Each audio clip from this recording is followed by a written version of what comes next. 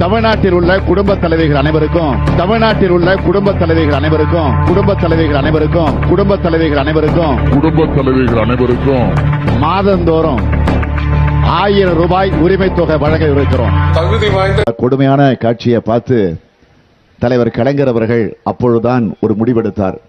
இனி தமிழ்நாட்டில் ஒரு சொட்டு மது கூட இருக்கக்கூடாது. எனவே மது விலக்க அமுல்படுத்துவேன் என்று அறிக்கையை எப்ப அந்த காட்சியை பார்த்தாரோ பார்த்து அடுத்த வினாடியே அறிக்கை விட்டார்.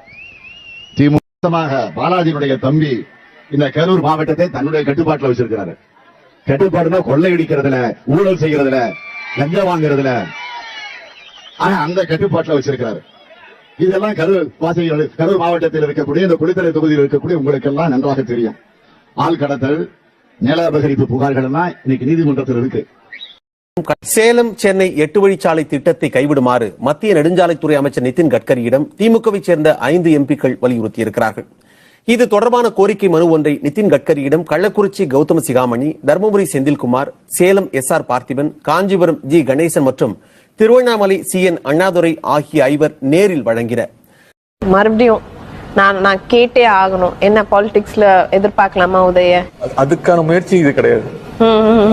ஒரு அரசியல் குடும்பத்துக்கு பிறந்தது ஒரே காரணத்துக்காக அரசியல் வரணும்னு அவசியமே கிடையாது. டெஃபினெட்லி அதுக்காக நிறைய பேர் கட்சிக்காக உழைச்சவங்க ஏகப்பட்ட பேர் இருக்காங்க. அவங்க தான் வரணும். உங்க குடும்பத்தில இருந்து யாராவது இனிமே அரசியலுக்கு வர வாய்ப்பு இருக்கா சார்? நிச்சயமாக என்னுடைய மகனாக இருந்தாலும் சரி, என்னுடைய மருமகனாக இருந்தாலும் சரி, அல்லது எங்கள் வீட்டில் இருக்கக்கூடிய யாராக இருந்தாலும் அரசியலுக்கு வருவதற்கான வாய்ப்புகள் இல்லை என்பதை நான் அழுத்தம் இல்ல, அது எனக்கு நான் ஏத்துக்க மாட்டேன். எனக்கு இன்னும் கொஞ்சம் இப்பதான் முதல் முறை சட்டமன்ற உறுப்பினர் ஆயிருக்கேன்.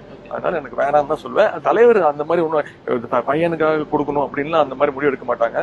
ஏற்கனவே அனுபவம் பெற்றவர்கள் நிறைய சீனியர்கள்லாம் இருக்காங்க. அவங்களுக்கு தான் தலைவர் முன்னுரிமை கொடுப்பாங்க. என்ன வடையா? கொஞ்சமாச்சு வெக்கம், மானம், சூடு, சொரணை, மாணவர்கள் மீது ஒரு நம்பிக்கை, மக்கள் நல்லா இருக்கணும், தமிழக மக்களோட உரிமைகள் பறிபோக கூடாது அப்படின்னு நினைச்சா மட்டும்தான் போதும். திராவிட முன்னேற்ற கழகம் ஆட்சிக்கு வந்ததுன்னா கண்டிப்பா நீட் தேர்வு ரத்து செய்யப்படும்.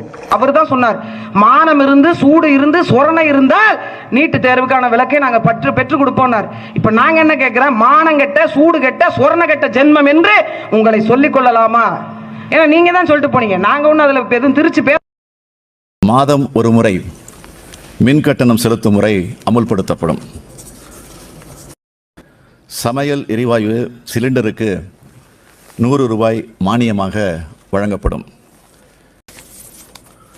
அனைத்து தரப்பு மக்களின் நலத்தையும் கருத்திலே கொண்டு பெட்ரோல் விலை லிட்டருக்கு 5 ரூபாயும், டீசல் விலை லிட்டருக்கு 4 ரூபாயும் குறைக்கப்படும். அரசு பள்ளி கல்லூரி மாணவர்களுக்கு இலவச டேட்டாவுடன் கை கணினி டேப்லெட் வழங்கப்படும். கல்வி நிறுவனங்களில் வைஃபை வசதி செய்து தரப்படும்.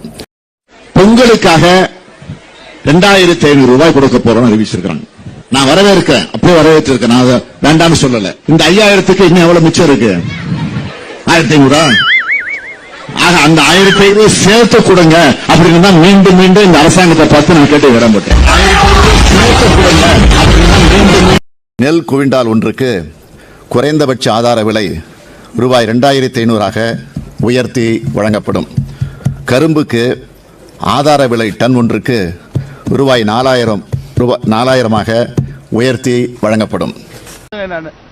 2011 ஜனவரி 11 மு.க. ஸ்டாலின் தான் மீத்தேனுக்கு கையெழுத்து போட்டாரு. இந்த நாசகார திட்டத்துக்கு கிரேட் ஈஸ்டர்ன் எனர்ஜி கார்பரேஷன் மீத்தேனுடைய மறுபடி வந்தா இந்த ஹைட்ரோ கார்பன்